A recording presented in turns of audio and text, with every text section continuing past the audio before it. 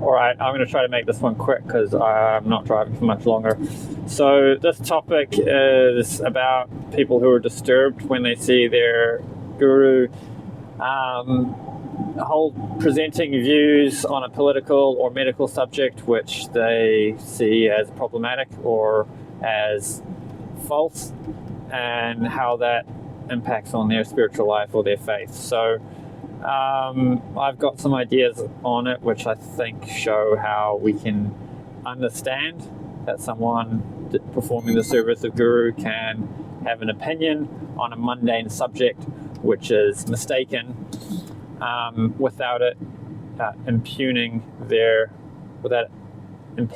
or without it being an impediment on their ability to serve as a spiritual master. And the way this works is no different from how if you go to your doctor and ask him for car advice, follow his car advice and find that it didn't work, how that shouldn't stop you from having faith in your doctor's ability to give you medical advice, because you don't go to your doctor. Your doctor is not trusted for his ability to give car advice. The doctor is trusted for his ability to give medical advice. So similarly, when spiritual master is mistaken on a mundane subject, we shouldn't let that hurt our faith and their ability to speak on Krishna consciousness. Now, there is one caveat here which I need to point out, which is if somebody were fully spiritually realized, such as Srila Prabhupada, Bhaktisiddhanta Saraswati Thakur, and so on, then we wouldn't be seeing them mistaken on mundane subjects. Maybe a little bit here and there. Prabhupada, would misspeak. His English was, he would say antelope instead of cantaloupe. He would say water lemons, and his English wasn't perfect. Prabhupada sometimes would misquote a verse. So Prabhupada would make some mundane mistakes, we could say. But I think Prabhupada's understanding of the material world and how it works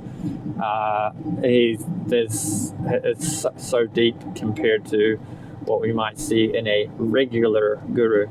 So the distinction between a Bhagavat Acharya, such as Srila Prabhupada, and a regular guru, such as the leaders in ISKCON, is an important one to make, because the Bhagavat Acharya, we place a lot more weight on their opinions, even on ordinary subjects, such as politics. But with the regular gurus, not so much. But this doesn't mean that they can't help us in Krishna consciousness. All we need in order to advance in Krishna consciousness is to be taking guidance from somebody who's more advanced than we currently are. They could be one step ahead of us and we could leapfrog and be more advanced than them. And then Krishna will send somebody else to guide us, or Krishna will come personally if no one is available. There's never a lack of Vaishnavas to take shelter of. But if we have a very negative outlook on the world and are excessively critical, we'll fail to recognize the opportunities for shelter that Krishna has placed in front of us. So when I take shelter of a spiritual master, I do so because I trust them to repeat the teachings of Srila Prabhupada without adding or subtracting anything. I trust his ability to read Prabhupada's books, to hear Prabhupada's lectures, and accurately convey what Prabhupada meant and apply it to modern situations. But if that same person then goes to have opinions on politics or opinions on medical subjects, which I see to be false or mistaken, I can bracket that and say, well, he hasn't studied the subject well. He happens to have faith in sources that I think are not good sources of information on that subject. And that's just the way it is. I do find it interesting how a lot of this hinges on the faith of the sources of information. So ultimately, we're all getting information from authorities. Pratyaksha, direct experience, is a very limited way of getting any kind of understanding of the world. Basically, if you want to know anything about anything, you have to have heard about it from someone else. Like, just the fact that, well, I've been to Australia, but the fact that Africa exists, I only know Africa exists because I've heard it from other people. I've heard it from authorities. What makes them authorities? The fact that they've been there, they've mapped it, they've heard it from other people, and so on. So the description of advancement in Krishna consciousness is all talking about faith. Ultimately faith in Krishna. But we see sometimes, it's a devotee can have very deep faith in Srila Prabhupada, but can also have faith in mundane sources of knowledge which happen to be mistaken. And when I want to learn Prabhupada's teachings, I'll look for somebody who's better at understanding Prabhupada's teachings than I am. And obviously you want to find the one who's the best out of what's currently available, or you hear from a number of them. And,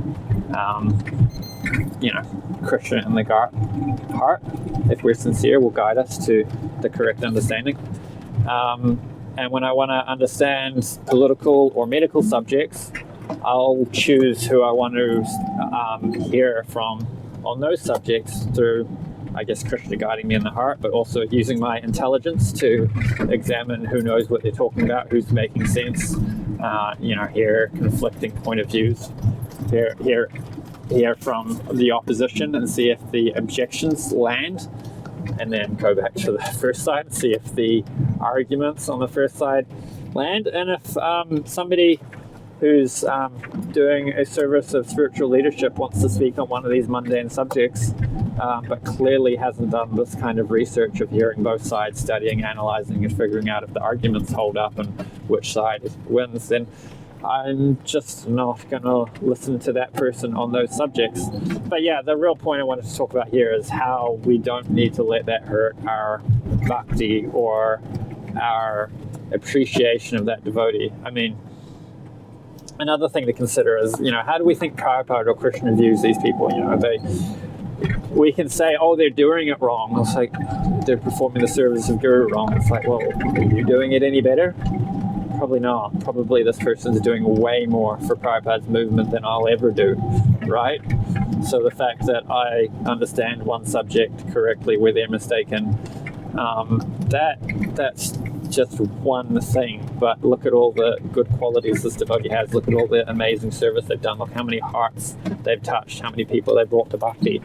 And you think Prabhupada or Krishna is going to look at this senior devotee and be upset that they're mistaken on one particular subject? Or you think Prabhupada and Krishna are going to look at this devotee and see how many amazing things they've done for the movement? Like, how many,